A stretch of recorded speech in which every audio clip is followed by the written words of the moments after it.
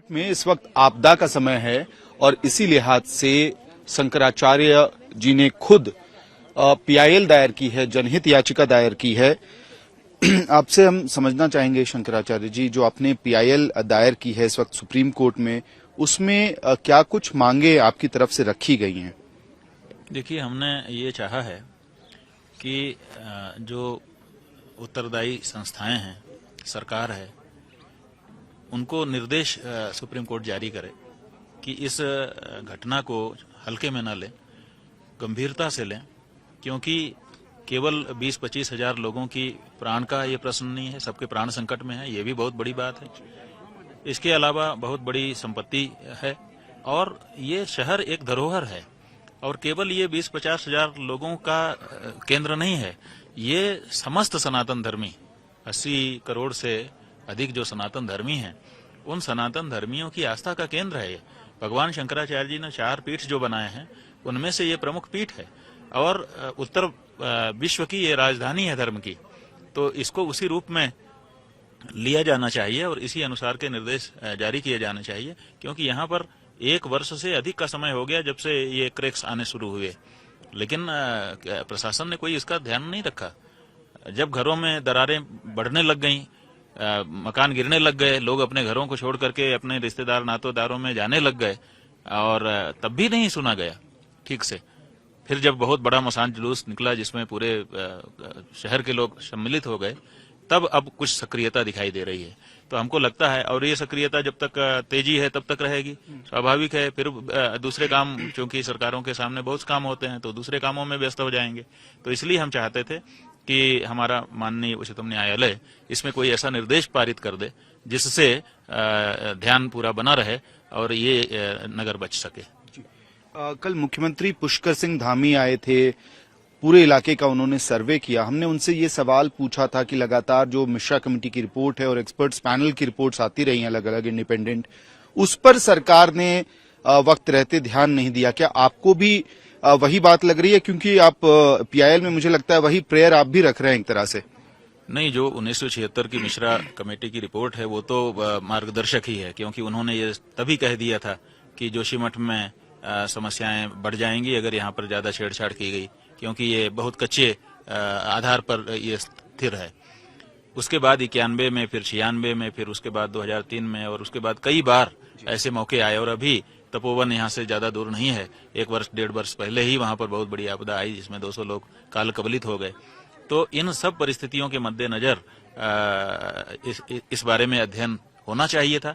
लेकिन देखिए, गजब की परिस्थिति है कि इतने सब संकेतों के बावजूद 1 वर्ष से तो जोशीमठ में दरारें दिखाई दे रही हैं स्पष्टता के साथ, फिर भी आज सरकार या कोई दूसरी एजेंसी ऐसी नहीं है जो पूरी दृढ़ता के साथ जनता के सामने आकर के कह सके कि ये इन कारणों से ये घटना हो रही है, ये जो दरारें आपके यहाँ आ रही हैं, ये जो परिस्थिति निर्मित हो रही है, ये जो पानी का रिसाव जगह जगह से हो रहा है, ये जो मकान एक दूसरे पे टिक जा रहे हैं तिरछे होकर के, ये सब इस कारण से हो रहा है। ऐसा कहने के लिए आज कोई सक्षम नहीं है। क्यों नहीं सक्षम है? अगर अध्ययन किया होता तो कह सकते थे। तो ये कितनी बड़ी बात है कि इतने संकेतों के बाद भी हमने स्टडी करके नहीं रखी है। हम लोग तो भरोसे पर रहते हैं कि सरकारें ये कर रही होंगी। तो लेकिन आज कोई कहता है कि एनटीपीसी के कारण है, टनल उनकी जो नीचे से सुरंग बना करके जा रही है उसके कारण है। कोई कहता है कि बड़े बड़े मकान बन गए हैं उसके भार से हो रहा है। कोई कहता है कि आल वेदर रोड बन रही है उसके ब्लास्टिंग के धमक से हो रहा है। जाने कितने और तर्क दिए जा रहे हैं, जितने में है उतनी बातें हो रही हैं। तो ये दुर्भाग्यपूर्ण है हमारी दृष्टि से। हम ये चाहते थे और चाहते हैं कि पता चले पक्के कारण का कि ये कारण है, और जब कारण पता चल जाएगा तो उसके निवारण का उपाय भी हम खोज लेंगे। कारण तो पता चले, पहले जांच हो जाए तो दवाइयां तो अपने पास हैं, डॉक्टर कोई न कोई दवाई देकर ठीक कर ही लेगा, लेकिन कारण का ही अभी पता नहीं है। तो ऐसी परिस्थिति हो गई है, कोई किसी से पूछो कोई बताने को ठीक से तैयार नहीं है। ऐसी स्थिति में अब तो हम ये सोच रहे हैं कि हम खुद जो है कुछ विशेषज्ञों को हायर करें और एक कमेटी बना करके खुद इसके कारणों की जांच करके आगे बढ़ें, क्योंकि कहीं से कोई सहयोग ऐसा बौद्धिक मिलता हुआ दिखाई नहीं दे रहा है। जनता त्राही त्राही कर रही है, लोग हमारे पास आके रो रहे हैं, हम क्या कर लेंगे? तो ऐसी परिस्थिति में अगर हम लोगों को पहले से पता होता कि हम लोगों को ये करना होगा तो हम पहले से अध्ययन करके रखते। तो बहुत कुछ हम सीखने समझने को भी मिल रहा है, लेकिन अभी यहाँ पर बहुत कुछ करने की आवश्यकता है और ये सुप्रीम कोर्ट के डायरेक्शन से ही संभव है, ऐसा मानते हुए हम सुप्रीम कोर्ट में जाकर के पहुंचे हैं। जी। ये जो ज्योतिर्मठ है और जोशी मठ दोनों ही हिंदू आस्था के लिहाज से बहुत अहम माना जाता है। ज्योतिर्मठ में दरारें हैं, नरसिंह मंदिर में दरारें हैं, मुख्यमंत्री खुद देख के गए हैं और आप खुद कह रहे हैं कि कहीं ना कहीं सरकारों की तरफ से कोताही बरती गई है। तो क्या इससे पहले भी आप लोगों ने सरकारों को आगाह किया था, चेताया था, उनसे बातचीत की थी मठ की तरफ से? जी बिल्कुल, हम लोग तो जब 2008 ईस्वी में गंगा अभियान चला रहे थे उस समय ही ये कह दिया था कि ये जो एनटीपीसी का प्रोजेक्ट है इसको नहीं बनना चाहिए। इसके लिए आंदोलन भी हम लोगों ने किया था। उस समय की सरकारों ने हमको ये कहा था कि नहीं नहीं, ये आप लोग विकास का विरोध कर रहे हैं। यहाँ के लोगों ने भी हम लोगों का विरोध किया था।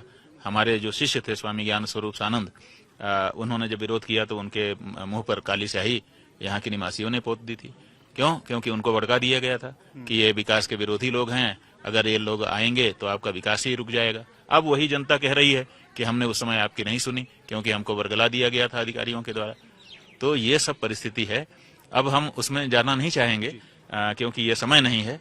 ये समय है कि तत्काल लोगों के प्राणों की और इस बात की के आश्वासन की इस समय जरूरत है कि आपको जीवन कठिनाई में नहीं डाला जाएगा, आपके प्राण की भी रक्षा होगी और जिस परिस्थिति में आप रह रहे हैं पुनर्वास की अगर आवश्यकता हुई तो वैसा ही पुनर्वास हम आपको उपलब्ध करा देंगे। जी, आप खुद भी आज कई इलाकों का मुआयना करने वाले हैं। जी, हम जाना चाहते हैं।